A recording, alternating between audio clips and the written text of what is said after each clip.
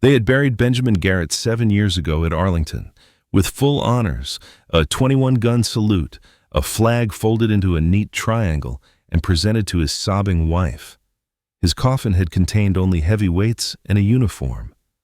This was because the real Benjamin Garrett was alive and in darks of a depth far deeper than any tomb. He had simply walked through the Pentagon's security checks like a phantom consolidated into flesh. So, hit that subscribe button so that we can get on with the story that you will definitely appreciate the ending of. Rain lashed against the north side entrance of the Pentagon in November like bursts from a machine gun. Staff Sergeant Marcus Torres stood at attention behind bulletproof glass, surveying the approach of the man out of the storm. No umbrella, no overcoat, just an inexpensive suit jacket that had seen far better days and shoes that squelched with every step through puddles. Torres had been working for the Pentagon security detail for 4 years. He'd met generals and senators, foreign leaders, and more contractors than he could count. None of them had ever made him feel like this before. This old man didn't belong in any of those groups. His gait was one of a body that had been well and truly broken and then reassembled in a different shape, one that had to be carefully navigated with each step. "Checkpoint 2, Torres said into his radio. "Single approaching elderly male, no visible credentials." "Copy that, 2.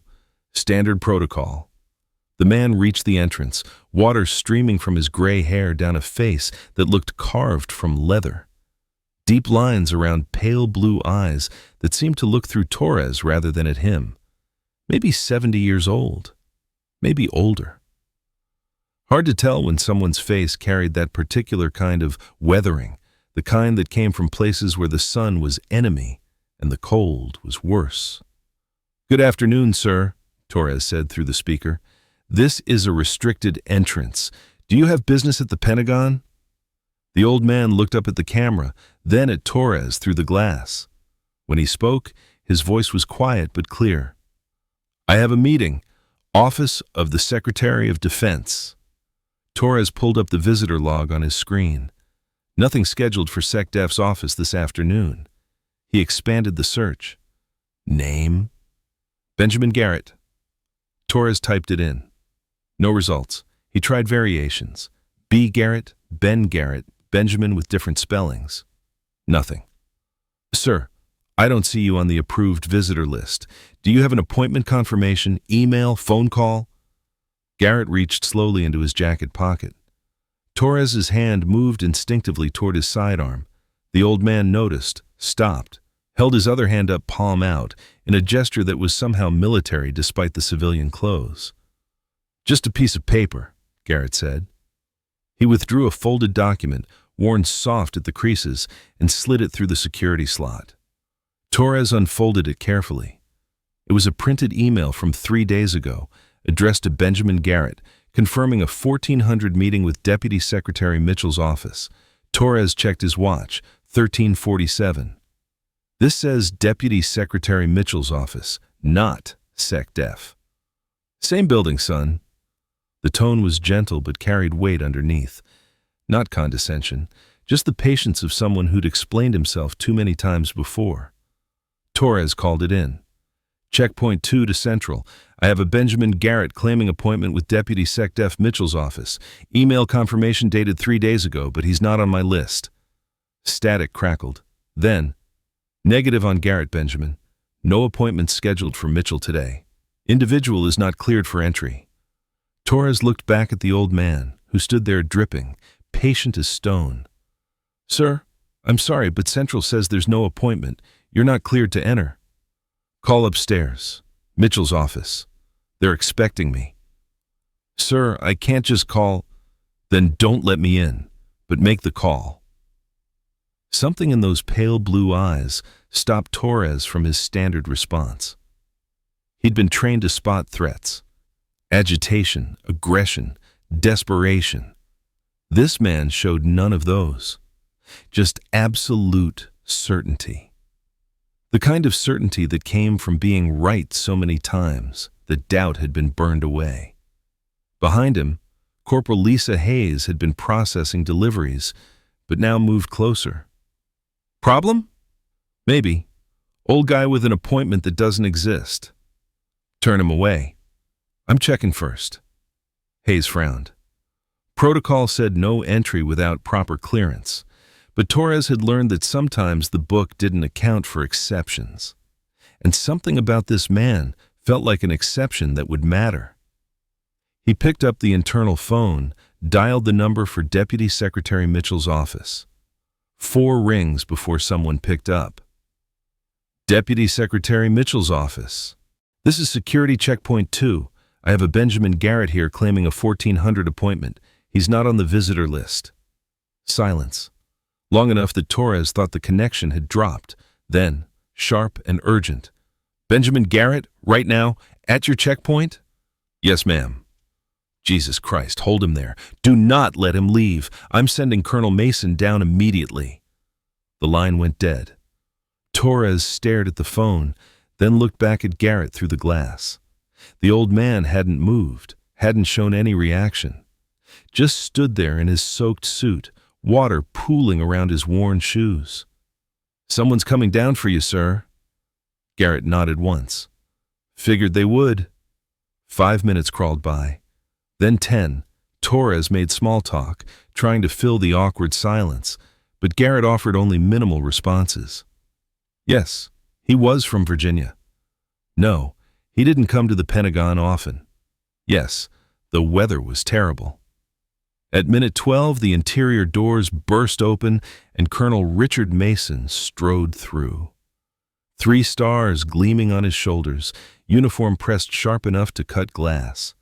He was maybe 55, iron gray hair, the kind of military bearing that made junior officers straighten instinctively. He reached the security glass, saw Garrett, and stopped like he'd hit an invisible wall. Torres watched the colonel's face cycle through expressions, recognition, confusion, disbelief, something that looked like fear. Mason's hand came up slowly, fingers touching the bulletproof glass like he was checking if it was real. His lips moved, forming words Torres couldn't hear. "Open the door," Mason said, his voice barely above a whisper. "Now!" "Sir, he's not on the... Staff Sergeant, I am giving you a direct order." "Open the door." Torres hit the release. The lock clicked loud in the sudden silence. Mason pulled the door open himself, stepped into the rain without regard for his uniform, and stopped 2 feet from Garrett. They stood there, colonel and old man, rain hammering both of them. "Sir," Mason said, and his voice broke on the word. "Sir, we thought you were dead." "I'm not." "The fire. Afghanistan, 2017. They told us no survivors. They told us..." Mason stopped, composed himself with visible effort. "Why are you here?" "I was invited." "The email, Jesus. I thought it was a prank, some stolen identity thing. We get attempts all the time, people using names of fallen soldiers to..." He stopped again, seemed to realize he was standing in the rain. "Please, come inside. Please." Mason gestured toward the entrance, but Garrett didn't move immediately. "I'm not here to cause problems, Colonel. If this is inconvenient..." "Inconvenient?"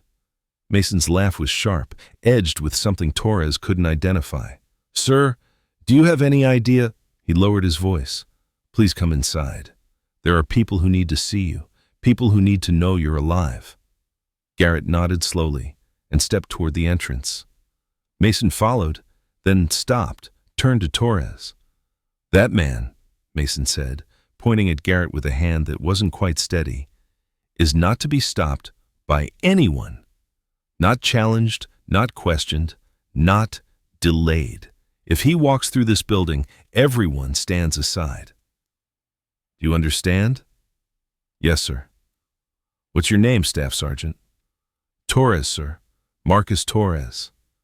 "Torres, you did exactly the right thing by calling upstairs. Exactly right." Mason's expression was intense. "That man is a ghost, a legend, someone we thought we'd lost 7 years ago. You just let a dead man walk through your checkpoint, and you handled it by the book. Commendation in your file by end of day." Mason turned and caught up with Garrett, who had stopped just inside the entrance, water dripping from his clothes onto the polished floor.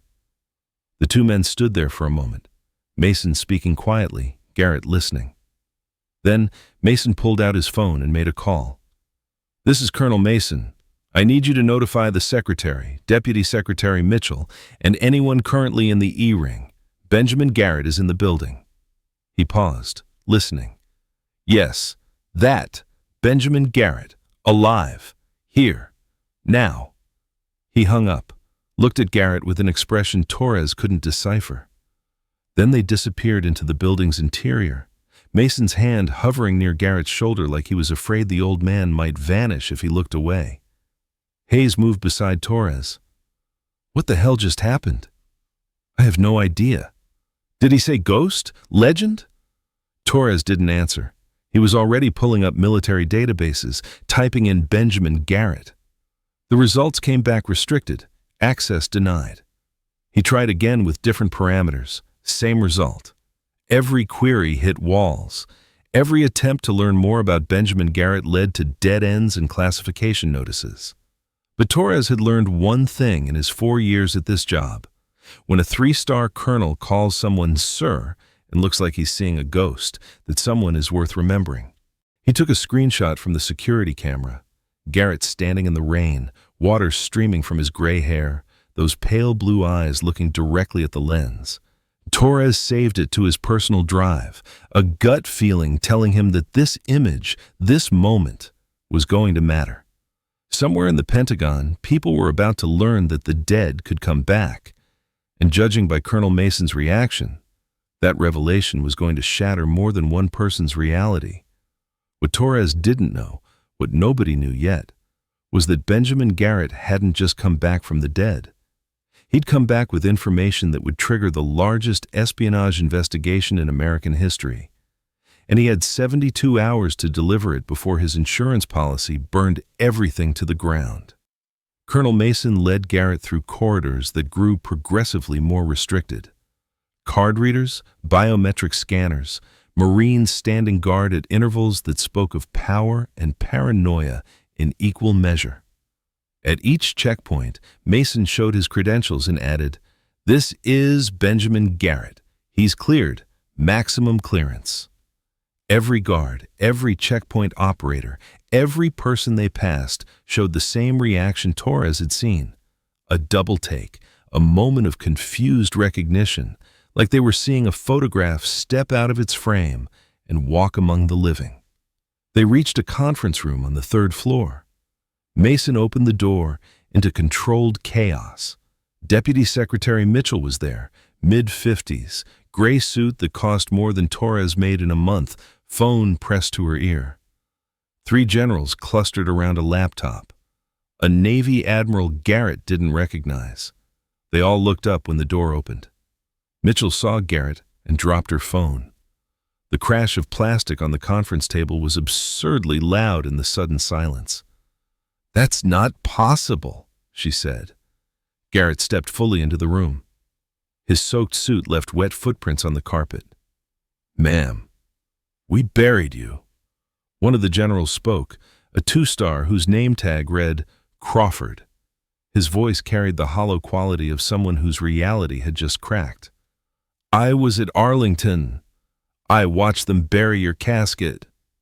Wasn't me in it." Jesus Christ. Mitchell sank into a chair, her political composure fracturing. 7 years.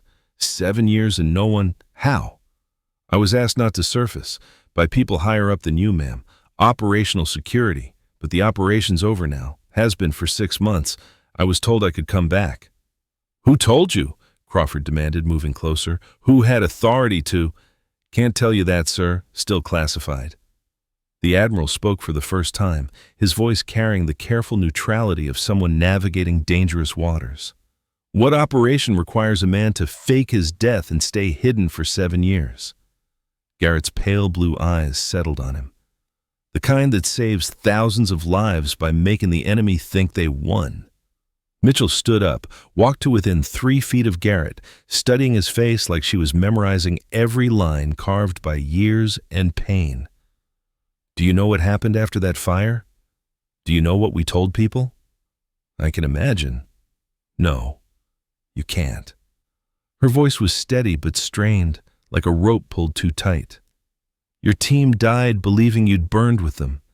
Your family buried an empty casket. Your wife remarried because she thought you were ash and bones somewhere in the Hindu Kush." Something flickered across Garrett's face. Pain, brief and deep, like pressing on an old wound that had never properly healed. "I know." "Do you? Do you really?" Mitchell's political mask fell away completely. "I knew you, Benjamin, before you went dark, before whatever the hell mission they sent you on. You were one of the good ones, the kind who actually believed in something beyond yourself, and now you're standing here like a ghost telling me it was all operational security? It was necessary. Was it worth it?" Garrett didn't hesitate. "Yes." The silence that followed was heavy, broken only by the faint hum of the building's HVAC system, pushing recycled air through too many rooms, holding too many secrets. Crawford cleared his throat, a sound like breaking glass. "If you're back, if you're officially alive again, there are going to be questions, reviews, congressional hearings probably. 7 years is a long time to be dead, Mr. Garrett." "I understand." "Do you?" Crawford moved closer, his general stars catching light. "Because I'm looking at a man who, according to every official record, died in 2017. And now you're here, very much not dead, which means someone has been lying to Congress, to the Department of Defense, to the American people. That's not a small thing. The operation was authorized at the highest levels, General. People knew, the right people. Then why are we just finding out now?" Garrett pulled a sealed envelope from his jacket pocket and handed it to Mitchell. The paper was worn soft, like he'd been carrying it for miles. "You'll want to read this before you decide how to proceed." Mitchell took the envelope, examined the seal. An official mark she recognized, one that couldn't be faked without resources beyond any individual's reach. She opened it with careful fingers, pulled out 2 sheets of paper, and read. Her expression went from confused to shocked to something that looked like resignation settling over her shoulders like a coat made of lead. She handed the papers to Crawford. "It's authenticated, presidential authority, black operation, 7-year duration, concluded as of 6 months ago." She looked at Garrett with eyes that had seen too much in 30 years of Washington. "You were hunting someone." "Several someones." "Did you find them?" "Yes, ma'am." "And?" "They're no longer a problem." Crawford finished reading and looked up. "This doesn't explain why you're here. If the operation's over, why surface now? Why not just disappear into retirement somewhere? Change your name, live quiet?" "Because there's something you need to know. Something I learned while I was gone. Something that's going to become a problem very soon if someone doesn't address it." The Admiral leaned forward, his ribbons shifting. "What kind of problem?" Garrett turned to look at each person in the room, his gaze measuring, weighing. "The kind that's going to make Afghanistan look like a training exercise." Mitchell sat down heavily. "You better start explaining." "I need to speak with the Secretary and the Joint Chiefs, all of them." "That's going to take..." "Ma'am, with respect, it needs to be today. Preferably within the hour." Crawford's eyes narrowed. "You don't have authority to demand..." "I'm not demanding. I'm requesting. Strongly. Because what I know has a very short shelf life in terms of usefulness, and every day we delay is a day closer to something very bad happening." Mitchell and Crawford exchanged looks. Some silent communication passed between them, the kind of wordless conversation that came from years of working in crisis mode. Finally, Mitchell picked up the phone on the conference table. "This is Deputy Secretary Mitchell. I need an emergency session with the Secretary and the Joint Chiefs. Yes, right now. Conference room 3E. She paused. "No, I cannot brief you on the reason over the phone. Just get them here." Another pause. Tell them Benjamin Garrett is alive and needs to brief them on an imminent national security threat." She hung up. "They'll be here in 20 minutes. You better be prepared to explain 7 years of radio silence in a way that doesn't get everyone in this room fired." "I'll do my best, ma'am." "Your best better be exceptional, Mr. Garrett, because you just walked back from the dead into the middle of a security apparatus that doesn't like surprises." Garrett sat down at the conference table, his worn suit incongruous against the polished wood and leather chairs. Mason took a position by the door, standing guard like he was protecting something precious and fragile. The others settled into chairs, none taking their eyes off the man who, by all official accounts, shouldn't exist. Outside, rain continued to hammer the Pentagon's walls. Inside, in that conference room, the beginning tremors of something far larger had started.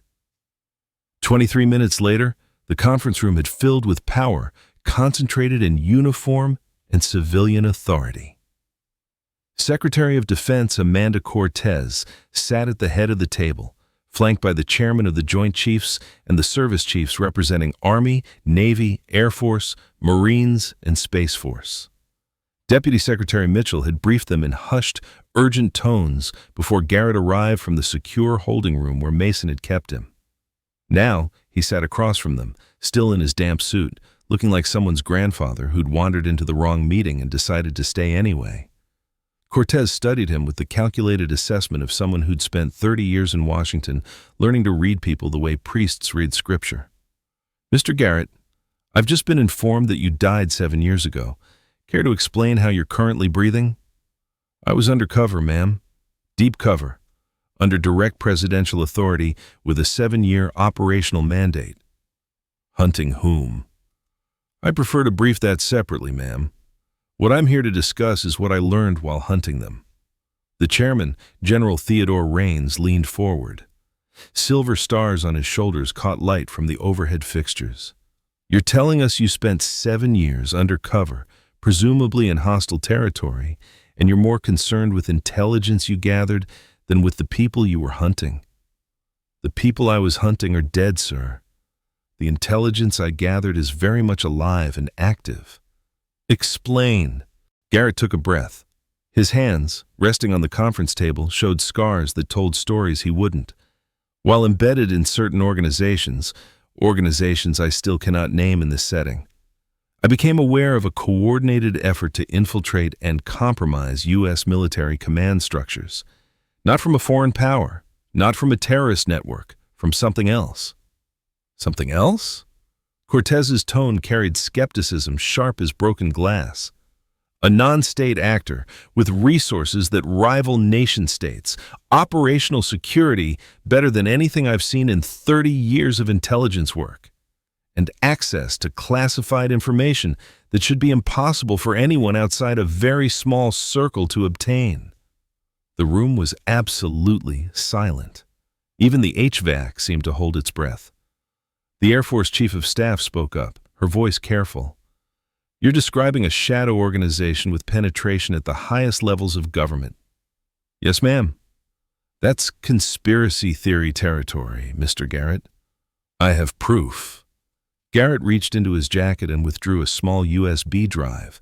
He placed it on the table between himself and Secretary Cortez with the deliberate care of someone handling explosives. "Everything I collected, names, bank records, communication intercepts, proof of coordination between people who should never be coordinating. It's all there." General Raines reached for the drive, but Cortez stopped him with a gesture that was pure command authority. "Before we plug that into anything, I need to know what we're looking at. Summarize." Garrett's pale eyes swept the room, measuring each face. "Over the last 7 years, I identified 43 individuals in positions of significant authority, military, intelligence, civilian oversight, who have been receiving payments from an untraceable source. These payments correlate with specific policy decisions, equipment acquisitions, deployment orders, and intelligence sharing." "You're accusing 43 people of treason." The Marine Commandant's voice was flat as a ruled line. "I'm stating facts, sir. Whether it's treason, blackmail, or something else, I don't know. But the coordination is undeniable. Names, Cortez demanded. On the drive. Give me one. Right now. Garrett hesitated. Some calculations happened behind his eyes that the others couldn't see. Then, Colonel James Hutchison, Defense Intelligence Agency, received $340,000 over 6 years through a shell company based in Luxembourg. In exchange, he provided classified satellite intelligence to unknown recipients. Raines pulled out his phone, typed rapidly with the frustrated precision of someone who'd never quite adapted to smartphone keyboards, waited. His expression darkened like storm clouds gathering. Hutchison committed suicide 3 months ago, shot himself in his home office. Did he? Garrett asked quietly. Or was he removed because he'd served his purpose? The temperature in the room seemed to drop 10 degrees. Cortez picked up the USB drive, examining it like it might explode in her fingers. If what you're saying is true, if even half of it is true, we're looking at the largest intelligence compromise since, she stopped, ever. The largest compromise ever. Yes, ma'am. And you collected this information while presumed dead. It was the only way. They, whoever they are, have surveillance capabilities I couldn't penetrate without complete invisibility. Being dead provided that. Who knows you're alive? Something crossed Garrett's face again. That same flicker of pain Torres had seen when Mitchell mentioned his wife. As of this morning, the people in this room and a handful of others I was required to contact to arrange this meeting. Your family? Not yet. Why not? Because the moment I surface publicly, whoever's running this operation will know I'm alive. And they'll know I have information. Right now, I'm a ghost. I'd like to stay that way long enough to ensure the information reaches the right people and leads to action. Mitchell spoke up from her position at the table's edge. You're asking us to keep you dead? For now, yes. That's not a small ask. No, ma'am. But if this information goes public before you've had a chance to verify it and act on it, these people will disappear. Evidence will be destroyed. Sources will be eliminated. You'll have nothing but conspiracy theories and dead ends. Cortez stood, walked to the window overlooking the Pentagon's central courtyard. Rain streaked the glass, distorting the view into abstract patterns. General Raines, I want this drive analyzed by a completely isolated team. No one currently in DIA, CIA, or NSA. Pull in retired analysts with top clearance who are outside the current system. Yes, ma'am. Mr. Garrett stays here. Secure quarters. No external communication. If he's telling the truth, he's the most valuable intelligence asset we have. If he's lying, he's the most dangerous person in this building. Understood. Cortez turned back to Garrett. You've just upended everything. You understand that? Yes, ma'am. If this is real, careers end. Reputations are destroyed. People go to prison. Maybe people in this room. Garrett met her gaze steadily, unflinching. I know. And if it's not real, you spend the rest of your life in a cell for fraud, impersonation, and whatever else we can charge you with. I understand. Good. Cortez's expression softened slightly, like ice melting at the edges. I read your file before this meeting. The real file, not the sanitized version.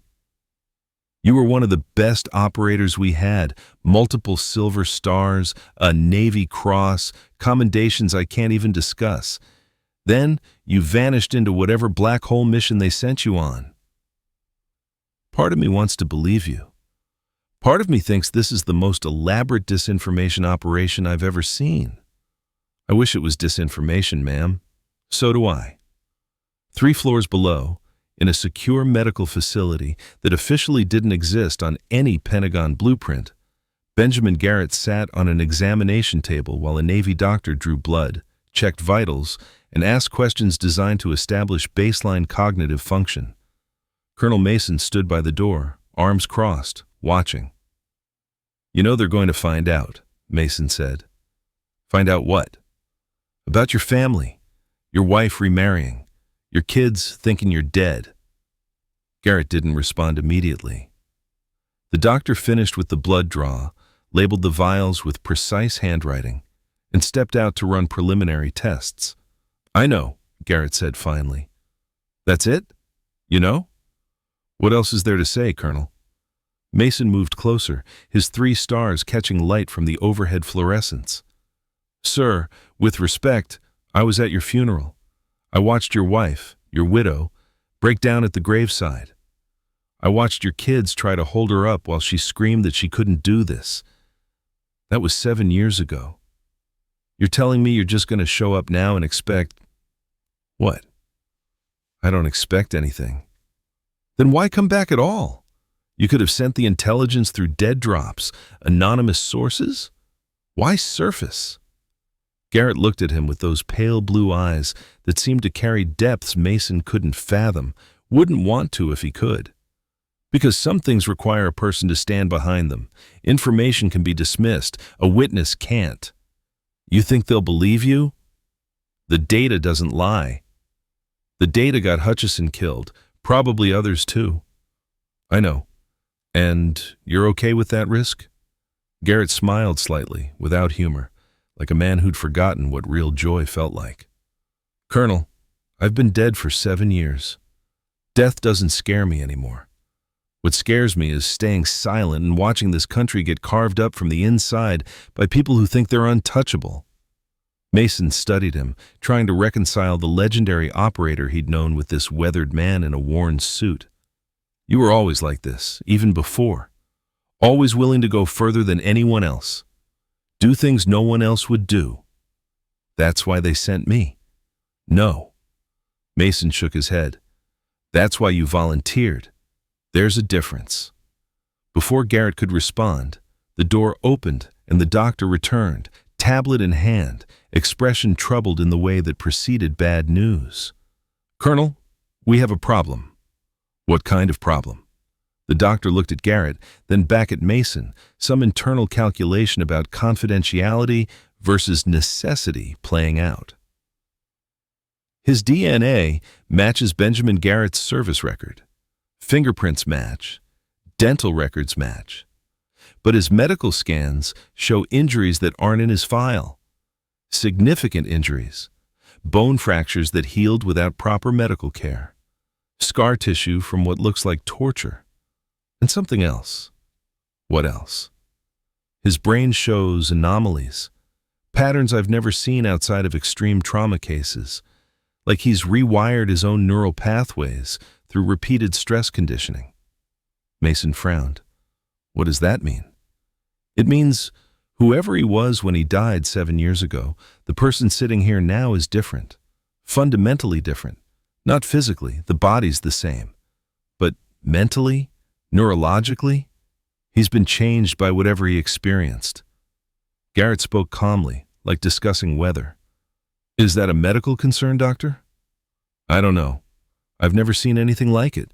You should be experiencing severe PTSD symptoms, paranoia, cognitive impairment, but you're functioning at what appears to be enhanced capacity. It doesn't make sense.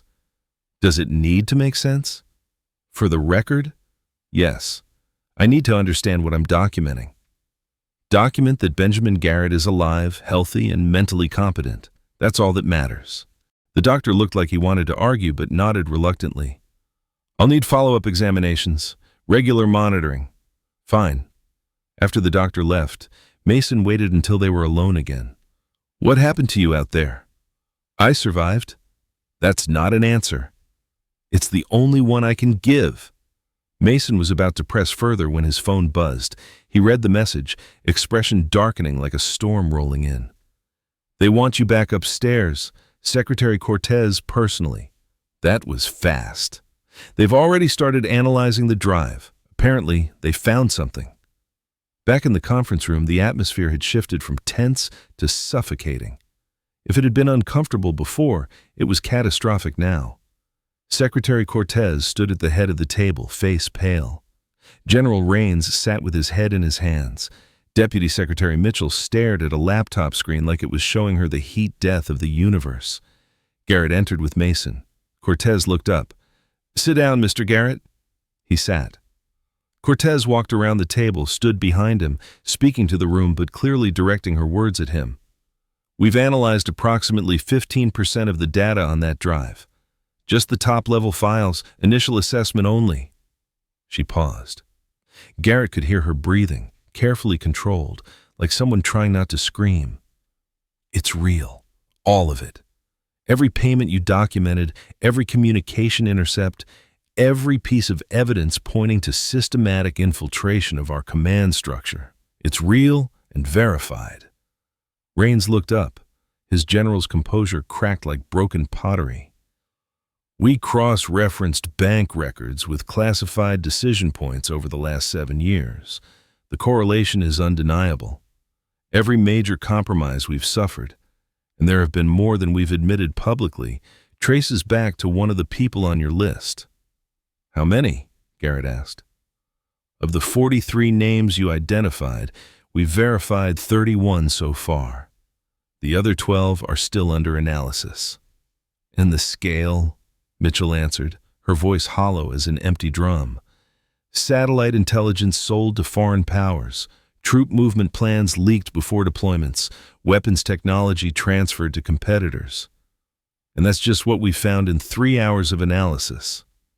Cortez moved around to face Garrett directly. You've just proven that our entire national security apparatus has been compromised at levels we didn't think possible. You've documented the greatest intelligence failure in American history. I'm sorry, ma'am. Sorry? Cortez's laugh was bitter as burnt coffee. Don't be sorry. Be prepared, because what happens next is going to make the last 7 years of your life look easy. I understand. Do you? Because we're about to arrest 31 people in positions of significant authority. We're about to trigger investigations that will reach into every corner of the defense and intelligence communities. We're about to tear apart relationships, end careers, and fundamentally alter how this country approaches national security. She leaned on the table, inches from Garrett's face. And you're going to be at the center of it. Every testimony, every trial, every congressional hearing. They're going to pick apart your story, your methods, your 7 years of being dead. They're going to call you a liar, a fabricator, a disgruntled operator with an axe to grind. Let them. You say that now. Wait until your face is on every news network. Wait until your family finds out you've been alive this whole time. Wait until your wife has to explain to her current husband that her dead first husband just came back to life. Garrett's expression didn't change, but Mason, watching from the door, saw his hands tighten on the armrests until knuckles went white. I've made my choices, ma'am. I'll live with the consequences. Cortez straightened. You better, because there's no going back now. The moment we start making arrests, everyone will know something happened, and they'll track it back to you. The dead man's switch is your insurance policy, yes, but it's also a timer. 72 hours between code entries means we have to move fast, coordinate arrests simultaneously, hit everyone at once before word spreads. Raines stood, his chair scraping loud. We'll need support from FBI, Justice, probably Homeland. This is going to require interagency coordination at the highest levels. And absolute secrecy until we're ready to move, Mitchell added. If even one of these people gets wind that we're coming, they'll scatter. Evidence will disappear. Cortez nodded. We have 72 hours to plan and execute the largest coordinated arrest operation in modern history. She looked at Garrett. You've just started a war, Mr. Garrett. I hope you're ready for it. I've been ready for 7 years, ma'am. Good, because you're about to find out if being dead was easier than being alive. Over the next 60 hours, the Pentagon became a fortress within a fortress. Teams worked around the clock, analyzing data, coordinating with law enforcement, preparing arrest warrants and seizure orders. Garrett remained in secure quarters, occasionally called up to clarify details or provide additional context. But mostly, he waited. On the third day, Colonel Mason brought him a message. Your code. They need it. Garrett pulled a piece of paper from his pocket, handed it over. The paper had been folded and unfolded so many times it was nearly transparent at the creases. Mason looked at the alphanumeric string, then at Garrett. "This is it? This is what's keeping your entire operation from going public?" "That and my continued existence." "What happens if something happens to you before you enter the code?" "Then the world finds out what I found out. Just less organized, more chaotic." "That's a hell of a contingency." "It's the only one that works. Can't trust institutions. They're compromised. Can't trust individuals. They're vulnerable. The only thing I can trust is dead man switches and public exposure." Mason handed back the paper. "You're more paranoid than I thought." 7 years undercover will do that." "Is that what changed you? The paranoia? The doctor said your brain—" "The doctor doesn't understand what's required to survive deep cover. You have to change, fundamentally, or you don't come back." "Did you want to come back?" Garrett was quiet for a long moment. Outside his secure quarters, the Pentagon hummed with controlled crisis. "I don't know. There were times when staying dead seemed easier, simpler. No complications, no consequences." "What changed?" "I realized that staying dead meant the information died with me, and that was too high a price." Before Mason could respond, his radio crackled. "Colonel Mason, Phase 1 is green. Execute on your authorization." Mason pulled out his phone, opened a secure app, entered his credentials. "Authorization, Mason, Richard, Colonel, United States Marine Corps, Phase 1 execute." Somewhere in 17 locations across the country, FBI teams were moving in. 31 people were about to have their lives destroyed. And Benjamin Garrett, the ghost who came back to life, had just become the most important witness in American history. The arrests happened simultaneously at 0600 EST. Colonel James Hutchison wasn't among them. He was already dead.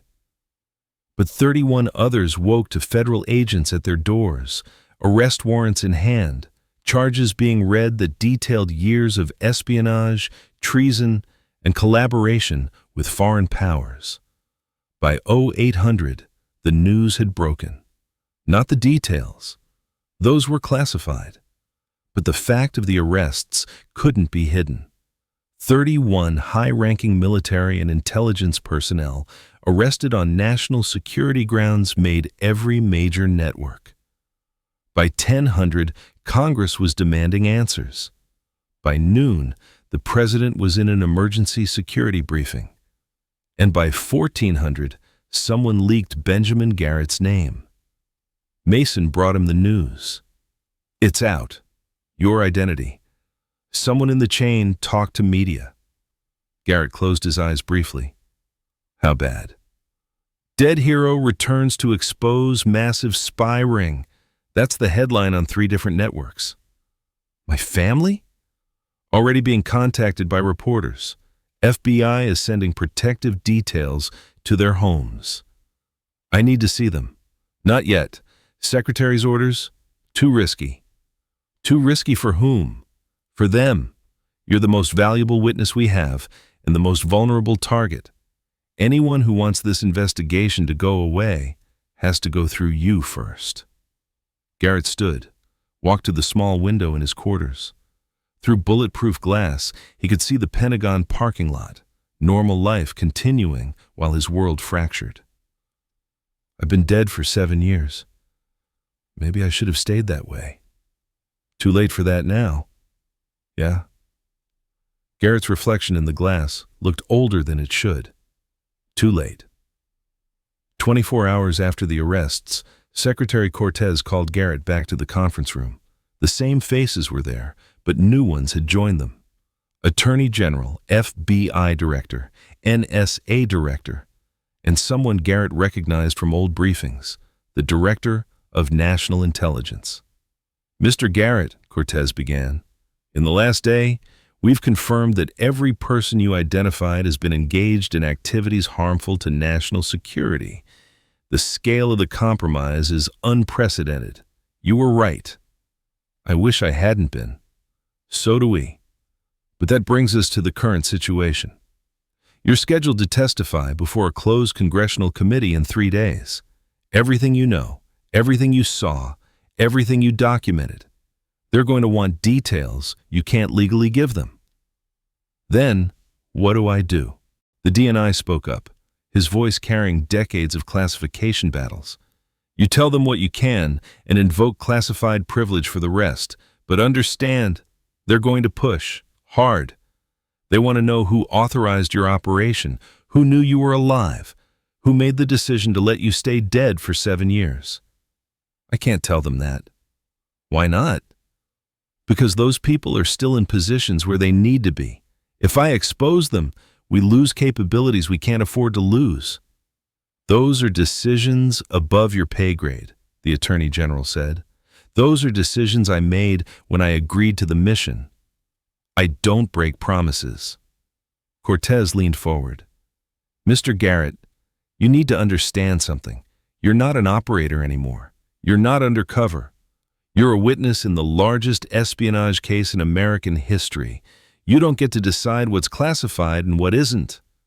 With respect, ma'am, I do, because I'm the only one who knows where all the bodies are buried, literally and figuratively.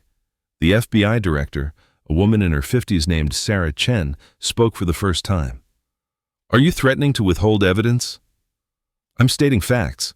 Some of what I know can't be shared without compromising ongoing operations. Some of what I know would put lives at risk, and some of what I know would cause more damage than good if it became public. That's not how testimony works. Then we have a problem. The room erupted in argument, voices overlapping, people standing, hands gesturing. Garrett sat quietly through it all, watching, waiting. Finally, Cortez silenced everyone with a gesture. Enough. Mr. Garrett, you've given us the information we needed to make arrests. That was your job. You're done. Am I? Yes. The rest is legal process. Trials, testimonies, justice system. You don't get to control it anymore. Garrett stood slowly. Then you don't need me. I'll leave. You can't leave. You're a material witness. You're under protective custody. Am I under arrest? Don't be ridiculous. Then I'm free to go. You're free to stay alive, Cortez said sharply. The moment you walk out of this building, you become a target for everyone who doesn't want this investigation to continue. Foreign powers, domestic actors, maybe even people in this government who have interests we don't know about yet. I've survived worse. Have you? She gestured at the room full of high-ranking officials. You survived by being dead, by being invisible. That option is gone now. Everyone knows your name. Everyone knows your face. You're not a ghost anymore. You're a target with a bullseye painted on your back. Garrett looked at each person in the room, then back at Cortez. I appreciate the concern, but I came back for a reason. I've accomplished what I set out to do.